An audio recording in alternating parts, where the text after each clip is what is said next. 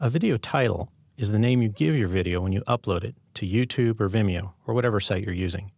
If you want your video to rank for a specific search phrase, you need to include that phrase in your title. The title appears at the top of most hosting service pages, in channels and playlists, and in any news feeds. It also shows up as the title of any search result, as you can see here. A great title is going to have your key phrase in it, but it's also going to entice folks to click through and play the video. Remember, video plays are a major ranking factor, so you want the clicks. It's not just about getting your key phrase into the title of the video. You can enter the title when you first upload your video, but you can also go back and edit it later on, which means you can test and find the right balance between key phrase relevance and enticement. Think of the video title as the product name.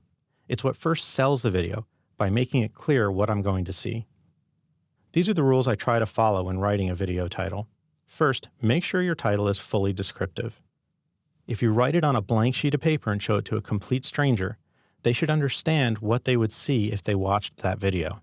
In this example, moonwalk doesn't really fully explain what I'm going to see. It explains the video's about the moonwalk. It doesn't explain if it's the dance, and it doesn't explain if it's instructional or just a video of someone doing it. Learn to do the moonwalk is fully descriptive. Second, include your target phrase in the title. But write it well.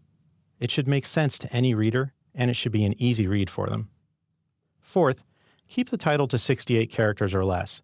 Google will truncate anything longer and it just won't look right. And fifth, try some of the classic action headline formulas. You can pick up a book about marketing copywriting or writing a great sales letter and learn some of these, but here's a couple of examples. How to, and then whatever it is that you're teaching is one example.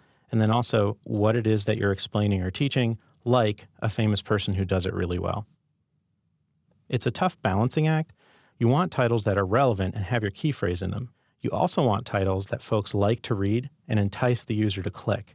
It takes practice, but here are a few ways to write great titles that are still key phrase relevant. First, write for benefit.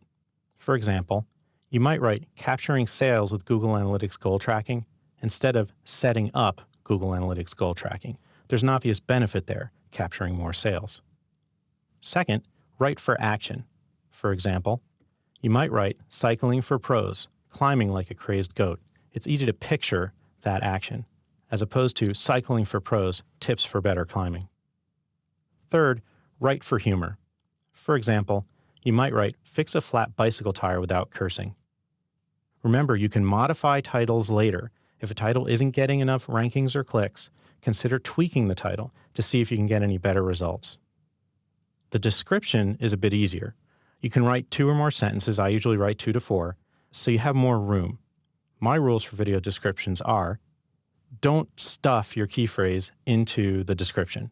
You can include your target phrase once, but don't keep putting it in there again and again and again. It makes for lousy reading, and search engines may see that as manipulative, and they may actually push you down in the rankings. Include a call to action. For example, you might write, watch this video to learn, and then whatever it is you're teaching. Or you might include something like this video, give it a thumbs up. Third, include a few takeaways. What will I learn when I watch this video?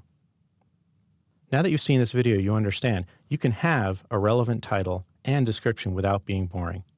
Write for relevance and for user interest, and you'll rank higher.